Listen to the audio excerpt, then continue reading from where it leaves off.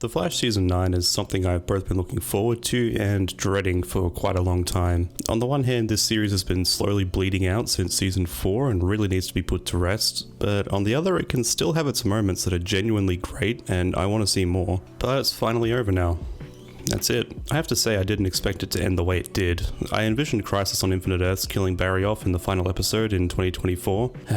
We were so close. I'm not going to give my thoughts on the series as a whole, I'll save that for another video, but for Season 9 itself, it was alright. Sadly, I have nothing better to say than that, because they still stumble and fall in the same ways that they always have, but Season 9 had some genuinely amazing moments, and hot take, the best speedster fight scenes we have ever gotten. It started off a little shaky with the Red Death arc. They continued to do the rushed 5-episode plotline where they very slowly build up the emergence of the main villain for 3 episodes, and then the main villain is preparing something for the 4th, and in the final episode of the arc, they actually do something and lose their first fight with Barry. Red Death started with a lot of promise, because at this point I assumed she would be the main villain for Season 9 as a whole, and not just 5 episodes, so I was pretty hyped at the end of episode 1 and 2. Especially 2, I'd really liked that scene of her talking down to Central City. It did take a little of the oomph out of it, because knowing the CW as well as I do by now, I knew the payoff wouldn't be nearly as cool as I was hoping, but the Red Death arc was okay. Her proper introduction scene in episode 3 was really cool. I love her theme and the suit looks pretty good despite what I've heard some people say. The main things that bother me about her from a visual standpoint is that due to the actress who plays her, Red Death is quite a lot shorter than Barry, which at a baseline just kind of makes her seem less threatening. Now that doesn't play into a lot of scenes, in fact I can think of about one where the height difference is apparent, but it did kind of take me out of it for a short while. Her lightning is red, which I guess makes sense, Red Death and all, but her whoosh sound effects are exactly the same as Thorn's. I don't know, I always liked seeing a new speedster villain to see what color lightning they'd have and what it sounds like when they run. It helps set them apart from one another. But even Godspeed in Season 7 basically had a mix of Reverse Flash and Zoom's whoosh sounds, which was a little disappointing, but that was far from my only issue with him. Anyway, back to Red Death. I also didn't like that her lightning took away Barry's speed. I really didn't like it when that happened in Season 8, and I don't like it just as much here. It makes it sort of boring, like she just hits Barry and now he can't run, so we just need to sit there and watch her monologue and squander the opportunity to kill him. It doesn't feel like she's outsmarted him or anything, she's just picking on a regular guy at that point. And I guess we can't talk about negatives of Red Death without going over that acting. I haven't watched Batwoman, I don't know if the actress for Red Death is good on that show, but she sure as hell is not good in the villain role. Her screaming outbursts literally just made her look like a 5-year-old child who wasn't allowed to eat ice cream for lunch when she's supposed to be some fearsome, intimidating supervillain. Pretty much every actor for the main villains of The Flash have done a phenomenal job portraying their characters, Cicada and the Forces notwithstanding, except Dion, he is fantastic. Time to bounce. But this just ain't it. She has some good moments in the finale, but it's now just distracting why she isn't just killing Barry instead of taunting him and showing him the way to beat her, which somehow reminds me of the underlings of Red Death being the Rogues. What was the point of them? Red Death seemed plenty capable of taking care of all of Team Flash on her own. What did she need Captain Boomerang, Fiddler, Sign Language, Knife Lady, and for? They don't play a part in the finale, they just set up a satellite dish on a roof and then it explodes and flings them back into a wall and that's it. They're gone. At the time of writing this, the series finale is only a few days away and there is absolutely no hint that they are appearing in it. Me from the future who has seen the finale, they didn't appear in it. They weren't even mentioned. To be completely fair, she needed Chillblaine to build the cosmic treadmill for her, so that makes sense, and turning him against Barry was a nice plot point, and I did enjoy their little exchange in episode 3 before her introduction, but why the others? To steal parts for the treadmill that she could easily get herself? I guess she was stuck phasing through timelines or something at the start, but she seemed plenty capable of touching physical things, so I don't know. They were pretty pointless. Which reminds me, like Captain Boomerang, the side characters. Why are they still here? The only plot line left is basically Chester and Allegra getting together, and in the final season of The Flash, who cares? So much time is devoted to them being awkward, and mainly Allegra just kind of being a... She has no place in the story anymore outside of being a girlfriend. She doesn't even use her powers or go out and fight with Barry. I think Iris has more fight scenes in this season than Allegra. Chester is also pretty pointless. Originally he was kind of like another Cisco, cracking jokes that weren't funny, but moving on, and making tech to defend against whatever villain of the week was giving them trouble. But now, I guess he's there to look at an iPad and say there are energy readings at this location so the plot can move forward. Cecile, I just can't stand anymore. Like, the amount of time spent on this woman is insane, and she does not deserve it. They spent 8 seasons not developing her character at all because she basically wasn't one. She was there to hold her head and scream and say that she feels a lot of fear from this or that. Basically the writer's way of still telling you what the characters are thinking without them actually saying it. She gets super overpowered in this season in a very short amount of time. I have the feeling they really wanted to do more with her character in a potential season 10, but needed to cram it all into season 9 because it would be the show's last. To give some context real quick, she gained empathic powers from being pregnant in season 4. Yes, really? And that was basically all she had for a few seasons. She could feel what people were feeling and read their minds. And then season 7 comes around and she unlocks some new psychic mental power that I can't even really fully explain, but sure. Then at the end of season 8, all of a sudden she has full-blown telekinesis. And spoiler alert, in the finale of the series, is just 1v1ing the main villain of season 7 who has had a power boost with relative ease and can now fly and give mind aneurysms. There were like 1 or 2 shots of her training with Joe in the Red Death arc to where she could basically shoot an American football through a hoop, but in like 2 months time she is flying and throwing Godspeed around like a ragdoll.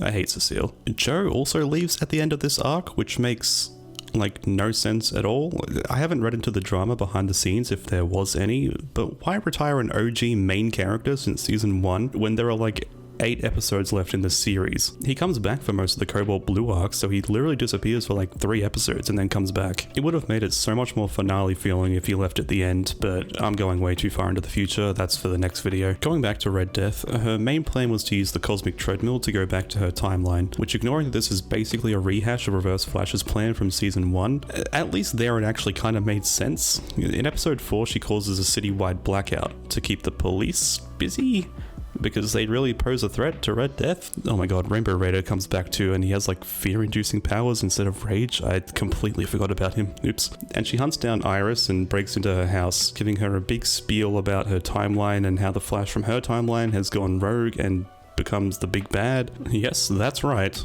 Red Death is asking for help from Iris to defeat the Flash in her timeline because he is the villain.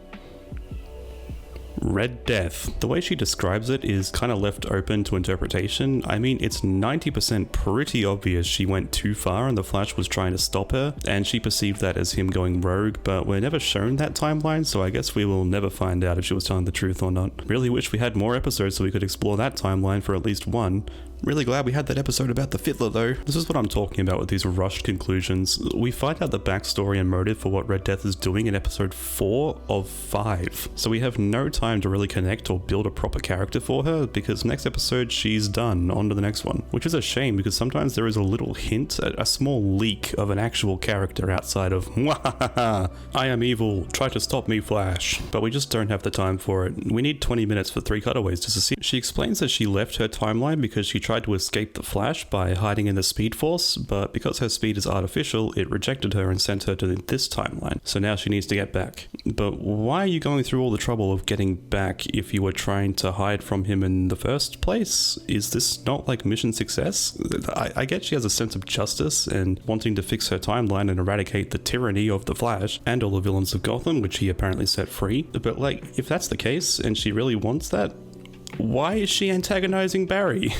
I guess he's a punching bag that she can take her frustrations out on because she can't beat the Flash from her timeline, but now she just looks stupid because she's actively making her goal harder for herself by beating up the one guy who can actually help her. No matter what way you spin it, Red Death is lying or is just an idiot. Naturally, at the end of episode 4, the cosmic treadmill is blown up because Barry has convinced Chillblaine that he's a part of Team Flash now, and he chooses to stop Red Death from going back to her timeline and getting rid of herself from this timeline so Barry doesn't have to deal with her anymore.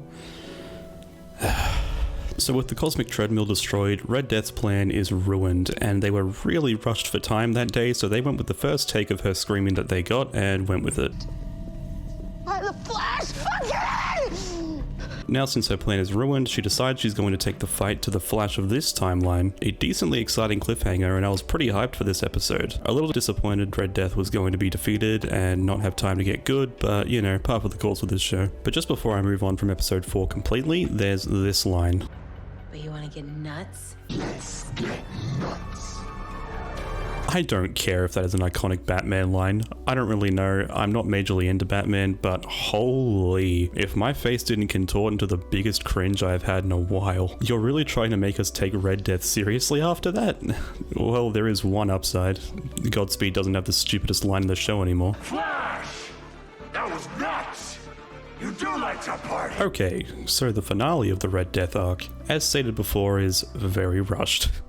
I do have to admit I like the opening scene. Even unmasked Red Death proves herself to be a competent villain, overcoming the fear-inducing powers of Rainbow Raider, being mimicked by Kramer, and immediately slapping meta-dampening cuffs on her to prevent any further shenanigans. She talks to Kramer about showing her true justice, a nice ominous start to the episode, keeping you guessing what's about to happen. Of course, this leads into another scene of Cecile saying people are scared. Thanks, Cecile. The rogues plant some red thing on a satellite, which gives Red Death, in her words, An upgrade.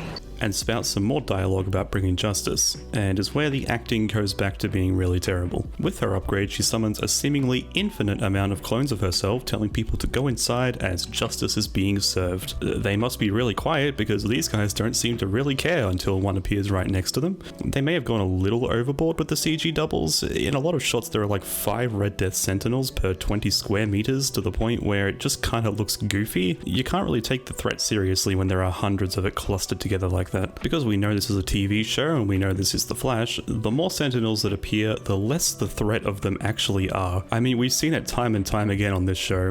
One Clifford DeVoe destroys Team Flash with a single attack. Hundreds of them are defeated by Barry just running past them. One Godspeed can nearly kill the Flash. 5 of them get knocked out with a single hit of lightning. And there's a gold medal waiting for the guy who's seeing the streets of the city be filled with scary looking things in red suits, which is usually enough to make everybody scream and run away, decides he's just gonna go and steal a TV, which is just brilliant. I think they were setting him up to be the main villain of season 10. This causes Sentinels to drop from the sky and kill him. The thing that annoys me most about this scene is that it actually makes the Sentinels kind of scary. Like, if we didn't have those scenes of 20,000 of them dropping down and it just led with a scene of that guy stealing a TV and then they drop down and kill him, and that's how we are shown what Red Death has been doing, it would actually make her feel like a threat. Because I actually like her plan. It's probably one of the best main villain plans of the show that makes sense to the character and has good intentions of cleaning up the degenerates of the world who kill and steal, but she's just going a bit too far with it and needs to be stopped. Shame she got one episode to actually shine as a villain. I love a good cocky monologue from a main villain, and this episode delivers on that. Going back a bit, Chilblain is found to still be alive. Oh, I guess I skipped over him sacrificing himself to get Team Flash away from Red Death in the last episode. Oops. So Barry and some rogues go to rescue him, and they easily find him and release him. It is of course a trap, and Red Death does the zappy zappy, so Barry has no runny. Even though it is incredibly stupid of her to not just kill Barry and ensure her plan works out, and I'm pretty sure I have said previously in this video I really didn't like that and it made her seem stupid, I do like the monologue she gives. She's cocky, she is in control, and that's what a villain like this should be in a given scene, up until they're defeated. Although she makes reference to the Sage Force planting Savitar in his head from season 7, and I don't really know how she knows that. Can someone help me out there? She reveals that the source of her new power is none other than Gorilla Grodd, last seen in season 6 on the path to become a hero with his gorilla buddies, but after the crisis, all the gorillas lost their sentience, so Barry really just said go find the others like you and become a hero, and left without ever actually checking that Grodd found them or that they even existed.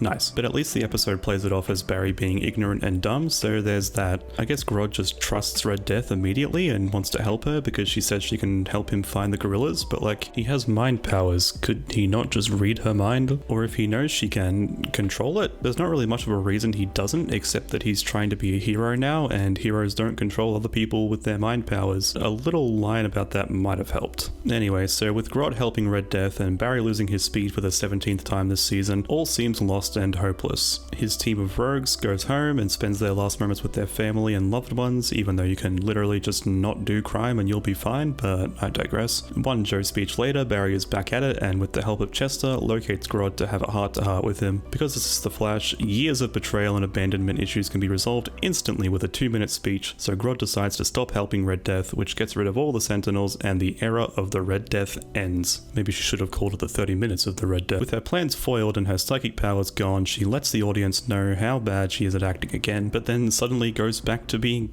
good. I don't know, it's so weird. Just watch this scene. No, this can't be happening!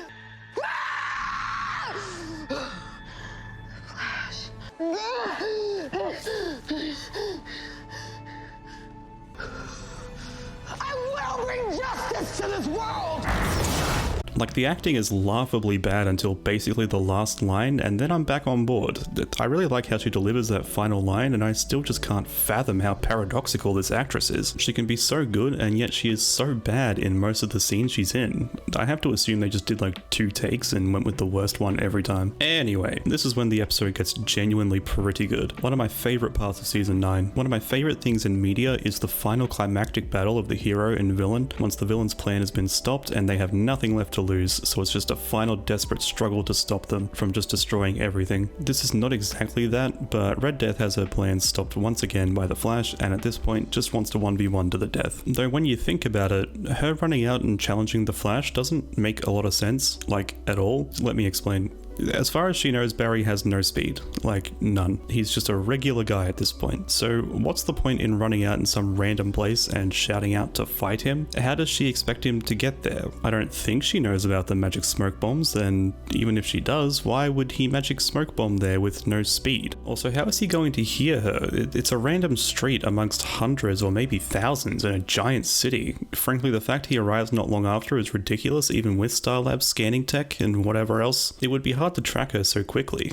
They couldn't track her before, so why can they now? I like prefacing a part of the episode by saying it's good, then spending a few minutes complaining about it. As said before, Barry arrives shortly after she calls him out. She is surprised he has his speed back already, and we cut to a flashback of Barry giving Grodd a bit of his speed in season 6, and apparently that was enough to where he could give it back or share it and give Barry back his speed.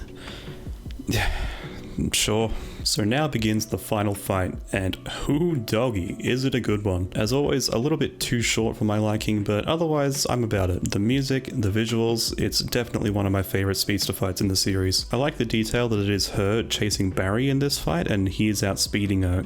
It really gives the sense of this being the final season. Barry really is just that fast now that he is probably faster than the speedster villains he goes against. It's no longer him chasing the villain throughout the city and desperately trying to catch up, it's them. There are some lightning throws between buildings. Barry does a sick as hell flip into a lightning throw, and I can't stress this enough how much I like it. They got the running speed perfect for Red Death. If you've seen the show, you know what I'm talking about. Since season 1, they have always shown running at super speed to be like running but your feet are touching the ground 40 times a second. It looked a little silly at first, but I got used to it. Then somewhere in season 5, they changed it to the actors just running on the spot in front of a green screen, and good god, it has given us some of the most hilarious looking running in the series. Grant Gustin seems to be the only one able to actually run convincingly and not take you out of the scene immediately. Nora from season 5 running was just an atrocity, and so was most of the running from season 7, particularly Godspeed and Impulse. But here, it's just the right pace to make it seem like running at super speed is basically them just taking really fast and big steps. Fantastic job, and I'm sad to say, spoiler alert, they don't get it right like this again. Every other speedster in season 9 runs really poorly and it takes you right out of the scene. Now there's something I've heard a lot of complaints about online, and that's the Speed Force constructs. In this fight to defend against a Batarang, Barry makes a shield from lightning, and apparently that's really dumb. I don't know, I guess it would have been cool to see Barry actually dodge them or phase through them, maybe even catch one and throw it back, but the shield isn't the issue. We've seen Speed Force constructs before, it's nothing new guys. The thing I have an issue with is the end of the fight.